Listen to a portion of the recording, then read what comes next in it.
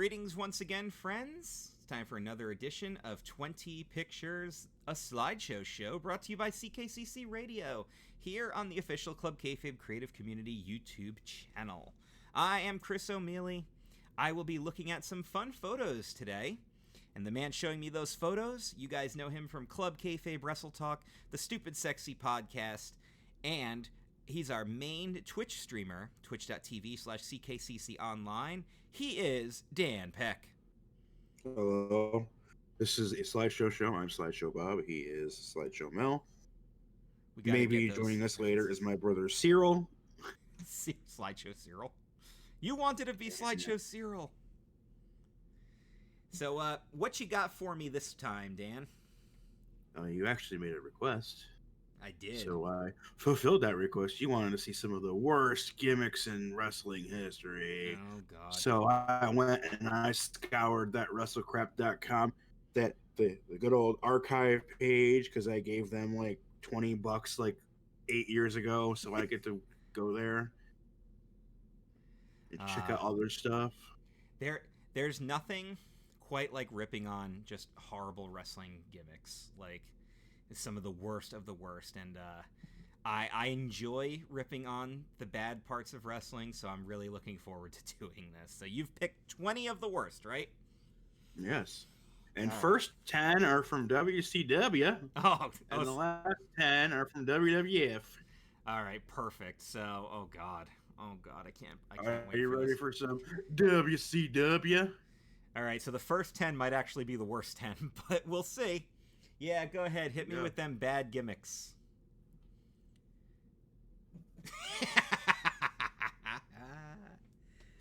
So I think the king of the bad gimmicks was probably Barry Darso. I think he only had one good gimmick. Crusher Khrushchev was all right. I think, I liked Repo Man. I'll just say that. I actually did enjoy Repo Man. But do you know what the original name of this character was supposed to be? Yes, he was going to be Stuart Payne. And then they're like, we probably shouldn't do that because Payne Stewart's dead. Payne Stewart died in a plane crash. So, yeah. Thankfully they did not go that route. But yeah. So he became Hole-in-One Darso. But he made it work. And he only worked like WCW Saturday Night, so nobody really saw it. So if you were just watching Nitro, you never saw him. But I've seen him.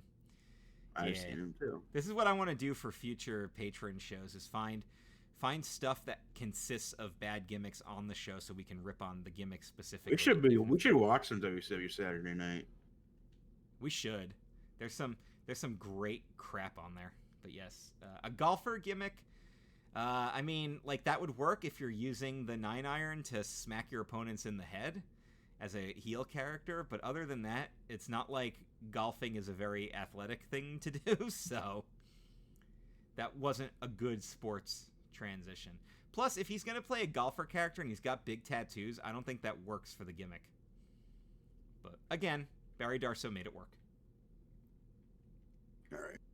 Get some more WCW. Oh no, not the Renegade. So, what's the only way we can make the Ultimate Warrior worse? Oh, I know. We'll just rip him off with a former male stripper turned pro wrestler who, because they refused to book him anymore, actually committed suicide. It's actually a really sad tale. The Renegade was awful. Somehow he was worse than the Ultimate Warrior. Just absolutely terrible. And he was like a jungle gimmick too, like before Jungle Boy Jack Perry. I think he was Rio, Lord of the Jungle. And he did some Japan tours as Rio, Lord of the Jungle. Fun. God. The Renegade. Awful. In case you were wondering, there's like 3 R's on him right there. Yes. In case... One on each arm and one on his face. A lot of R's. All right, next in WCW. Oh my God. So, here's the thing. When you think of a Yeti, do you think of mummies? Because I think of, like, an abominable snowman. It's Abominable Snowman. It's Bigfoot, but in the Arctic. But, like, white fur. Yeah, but he's like, where there's snow. But this isn't the Yeti. This is the Yeti! The Yeti, who dry humped Hulk Hogan. Yes, because they already had a bear hug on one side with the giant. And so he got on the other side, and it was awful. And it was Ron Reese. He could barely move in this outfit. And Ron Reese. Absolutely terrible. The Yeti! Oh, keep going. Let's see some more. Oh my. Is that... Who is that? Is that the modern Gorgeous George? That is Asia. Oh, that's Asia. Oh my god. I don't think I remembered what she looked like. Yeah, they got a female bodybuilder because they wanted to one up China, and literally named her Asia because Asia's bigger than China. Like, that's the entire mindset. Well, she's easier on the eyes than China, but not by much. Yikes. More WCW. Fuck Ed Ferrara for this asshole.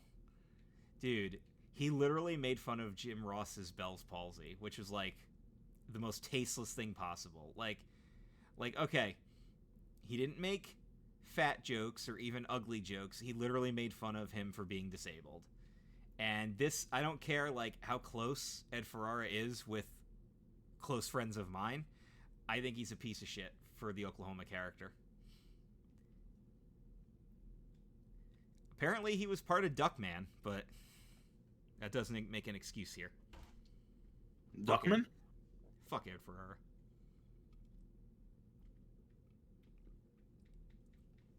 Is that the Kiss Demon? As Dal Torborg, the Kiss Demon. Who then played for the Chicago White Sox. And then coached for the Chicago White Sox. So, do you know the story behind the Kiss Demon?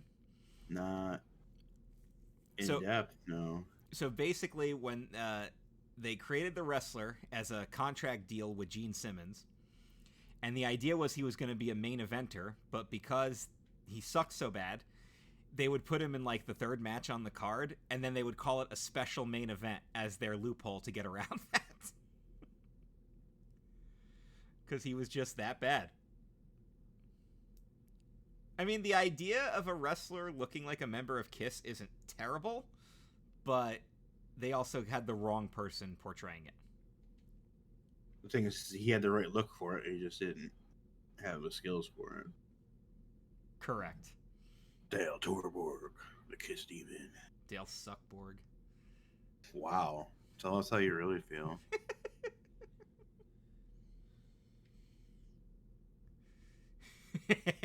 Jim Hurd's brilliant. It's blurry and old. No, I know exactly who that is. That's Jim Hurd's infamous creation. The Ding Dongs. Because he wanted to create a pair of hunchbacks because you couldn't pin them because one shoulder would always be off the mat. And that did not get over. But they did like the idea of having wrestlers who rang bells. So they created the Ding Dongs. And the idea was they were supposed to be a wrestling tag team garnered for kids. It's supposed to be the kids would love this tag team because of the ringing bells. And as it's been documented, there is no worse name for a tag team or anything garnered towards kids than the Ding Dongs. Talking about dicks. And the best part was their names literally were Ding and Dong. I don't know which one's which in this picture, but one of them is Ding, the other one's Dong. Good God. I think they lasted... I know they were on a Clash of the Champions, but I don't think they lasted much longer than that. This was on Classics on Demand. Yeah, I'm going to say that there's a lot of false statements here. One of them is that this is classic, and the other is any notion that these guys would be on demand. All right. Is that the West Texas Rednecks? Yes, it is, and half of them weren't even from fucking Texas. All right, these guys were awesome, and did you know that Rap is Crap actually got played on some country stations across America? Really? Yes. Rap is Crap is friggin' brilliant. by the way. Yes, because when I Hey. think of a West Texas redneck, I think of Kurt Hennig. It's from fucking Minnesota. I think they were awesome, personally. There's just one thing I hate, because it's a load of crap. I hate rap.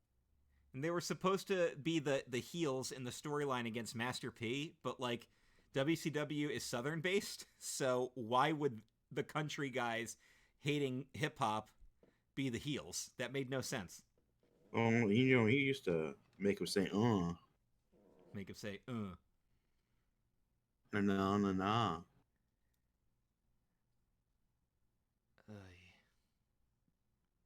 Oh, Kevin Nash. It was so dumb because everything was gimmick and it was all taken off before he wrestled. So fucking stupid. There was literally no point. The only reason they did it was because they could, because they had the licensing rights to the Wizard of Oz. That was literally the only reason they did it. Yeah, because Turner owned Wizard of Oz for like 20 years or something. Was it still better than Oz the Great and Powerful, though?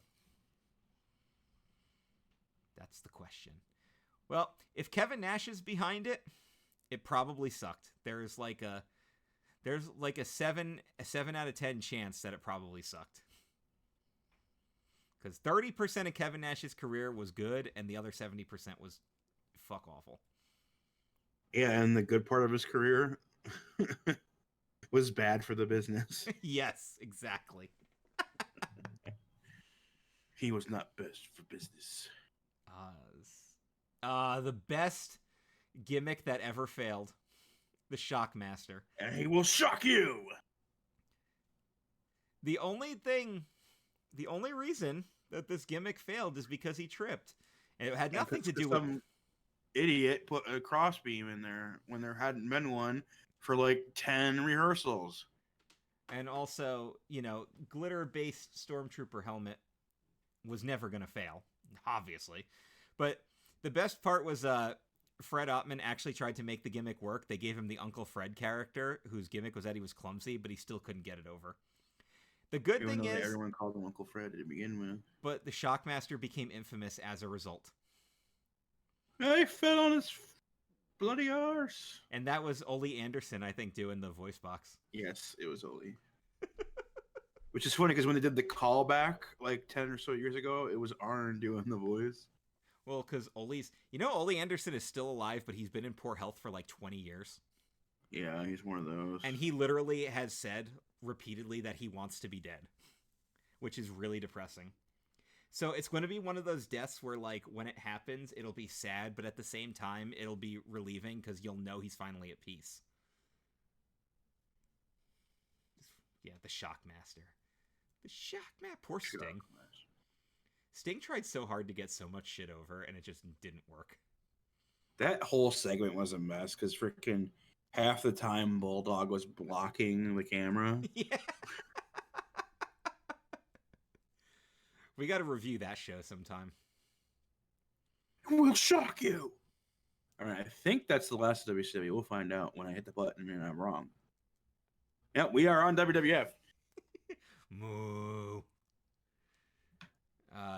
I love the story that Jim Cornette told about how this was done as a rib on him.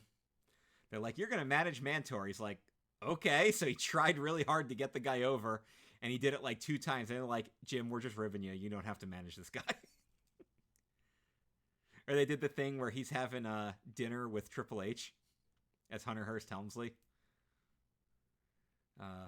So like the bullhead looks good, but again, like Oz, he had to take it off to wrestle, and he himself did not look good. Did not work good. Nothing about this character worked. Mantar.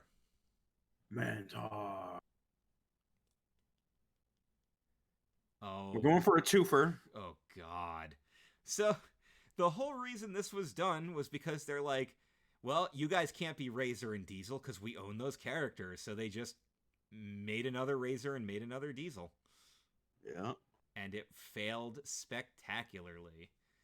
And the best part is that when WWF started saying that Razor and Diesel were coming back, WCW was like, what the fuck? We don't have them on a deal yet?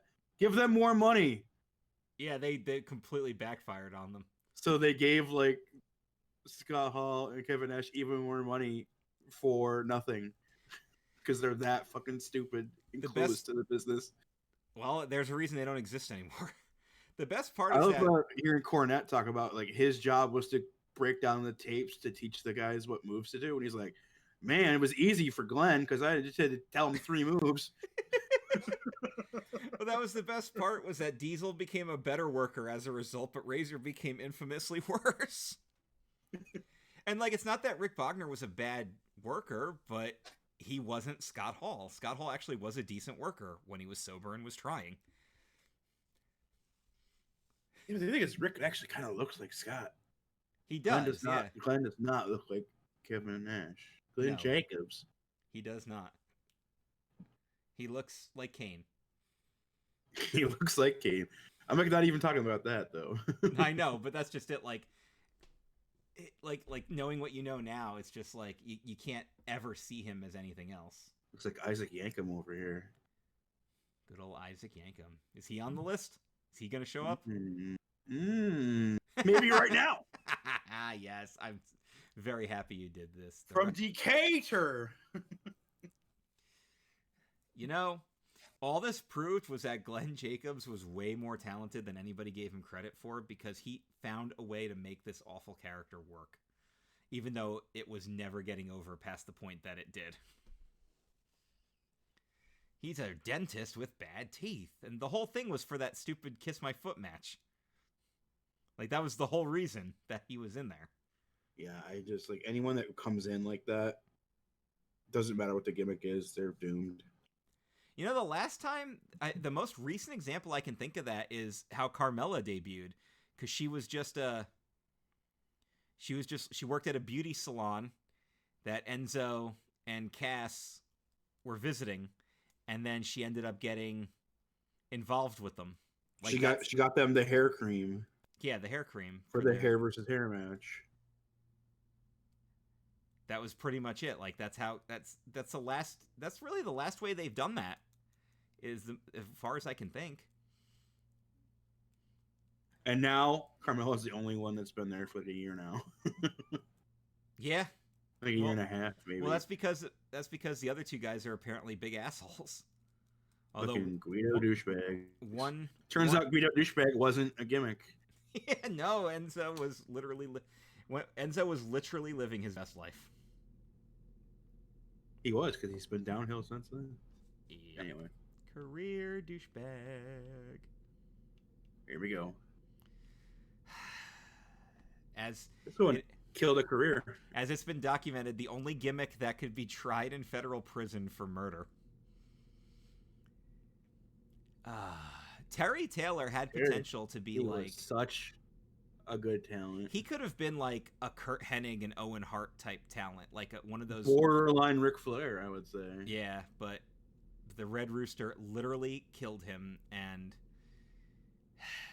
I would go on record as saying this is probably the worst gimmick in the history of pro wrestling. Just because of what it did. Completely ended his career. Yeah, just because of what it did. Like I think you could make a case for it. I think he became a road agent like right away afterwards, and he still had a good 10 years on him. He's also been infamously fired from multiple companies because he couldn't stop hitting on the women that worked there. So no one wants to get with the Red Rooster. Come on, bro. There you go. When you're the Rooster, no means no. Bobby Heenan tried. I'm sure Terry tried. And to think Terry could have actually gotten Mr. Perfect because they had 2 fully formed gimmick ideas, and they had 2 guys coming in. And those gimmicks were Mr. Perfect and the Red Rooster, and they had Kurt and Terry coming in. Tisk tisk. Has that always been the problem? Oh.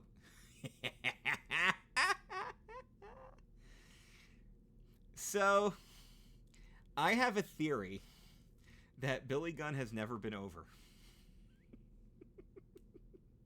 And this is the visual proof of that. And he couldn't get shitty rockabilly gimmick over? The only You know time what's fun? At the same time, freaking BG James was doing the shitty. I sang the actual song.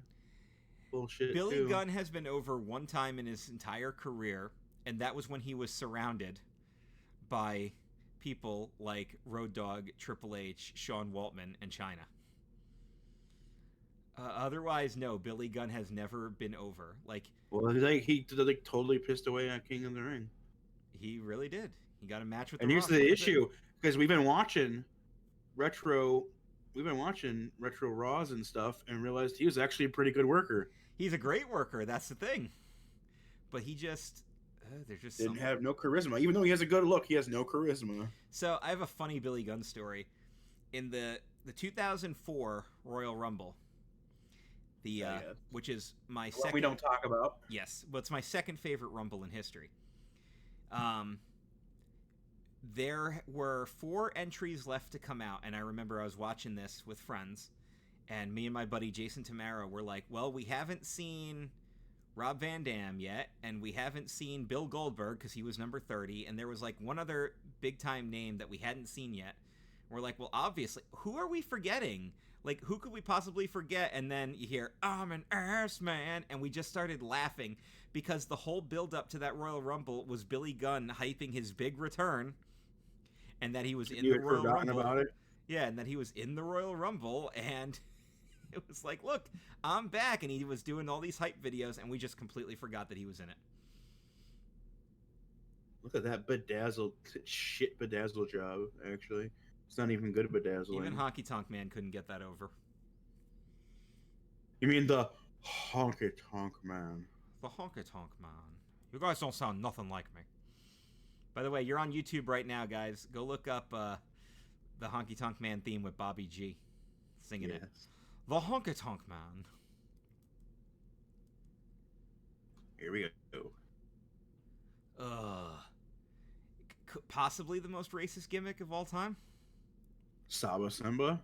Kiss Tony's motherfucking ass. See, at least Kamala was Jim Harris's idea. But Saba Simba was decisively not. And the whole reason he was given this gimmick was because they were pissed off at him for leaving the company in the first place. So they made him as offensive as possible. Gotta love it. Gotta love Kiss that. Tony's motherfucking ass. Kiss Tony's motherfucking ass. I remember when his gimmick was he laughed weird, so he laughed weird for Abraham Washington. For the Abraham Washington show? I actually liked that. His Paul Schaefer role. I actually liked It's the Abraham Washington show. He couldn't pronounce Washington. I have a funny Tony Atlas story. I don't know if I should tell it because I don't think it's not really mine to tell, but Kiss Tony's motherfucking ass. John Salinas told me a story about how apparently Tony Atlas one time pleasured a guy with the stipulation that do not finish in my mouth, and then he did. Oh, fun. And it came right from Tony's own mouth. I was sucking this guy's dick. So, draw whatever conclusions you want from that. I just remember that he was kind of an asshole on Legends House. Oh, yeah. Well, he said, don't kiss Tony's motherfucking ass on that show. I ain't riding no horse. You go back and watch Legends House and realize half of them have died since then. I know, I can't do it. The Goon. With the shitty stilts on his boots, so they look like ice skate. I think that's JC Ice or Wolfie D is kicking in the gut. I think you might be right, yeah. Although this was a sports gimmick that actually would have worked because what is a goon in hockey? It's a guy who literally is just constantly checking people. That's what goons do. They're like team muscle. They're feared. So that might have worked if you had actually given him, instead of calling him the Goon, you could have given him an actual name and made his gimmick that he was a goon. But you know, and then not made it look like he's wearing skates because it's awful to work on. Yeah, he would have been over just fine with the other stuff. The Goon. The Goon. And I remember the infamous story. It was almost Chris Jericho. Yep. Thankfully, he dodged that bullet. He turned that deal down. Okay. We got a couple more here. Farook Assad. So, we just signed Ron Simmons, one of the world heavyweight champion in WCW. Fantastic athlete, has a huge sports pedigree, is a symbol for black athletes. What should we do with him? Make him a gladiator. Done. The worst part is he kept the Farouk name for way too long. Like, he held on to the rest of his in-wrestling career? Pretty much, yeah. Because, like, the rest of his in-ring career? Because he was Farouk all the way up until he joined the APA. He was still Farouk. I think he was still Farouk in the APA. He was. It was Farquaad and Bradshaw. APA. And then he didn't start calling him Ron until he started doing the damn thing backstage. That's the thing. Like, you changed up everything, but you kept the name. The one thing you probably shouldn't have kept. Well, they got rid of the Assad. Didn't really make it better. Farquaad. Everybody had to have a gimmick. Yeah, Lord Farouk. Some of you may die, but it's a sacrifice I am willing to make. Farouk. So bad.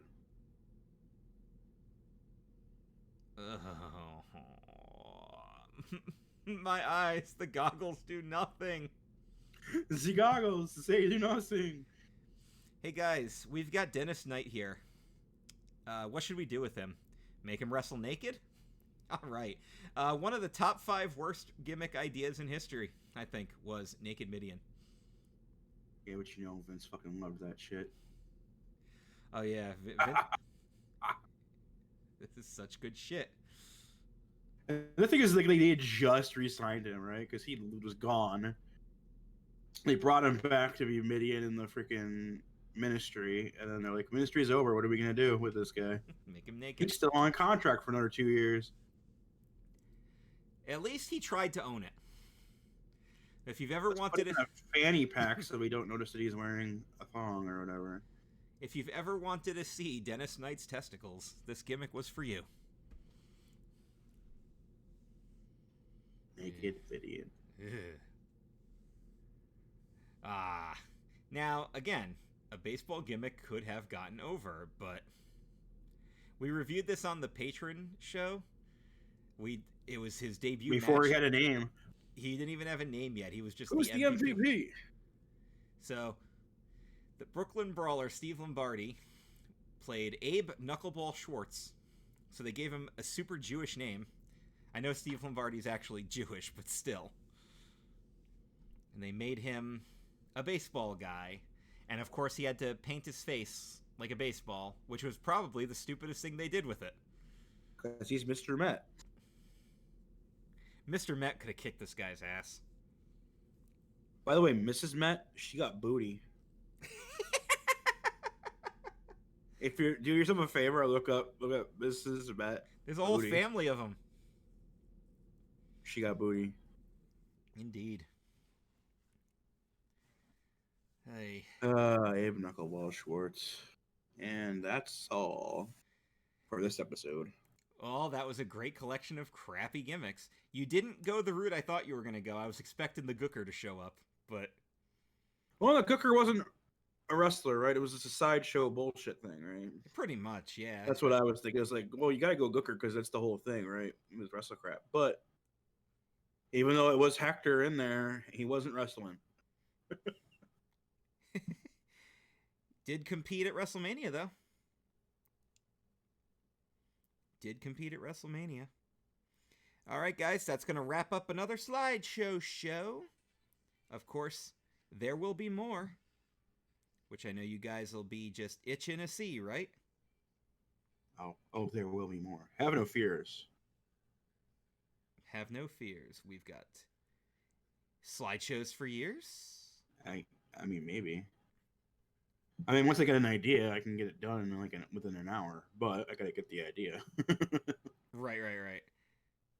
But that's yeah, it's a fun show. We like doing this, and if you guys have some ideas, and I know we've got a couple of guests who want to come on board, so we'll be doing slideshows for them too.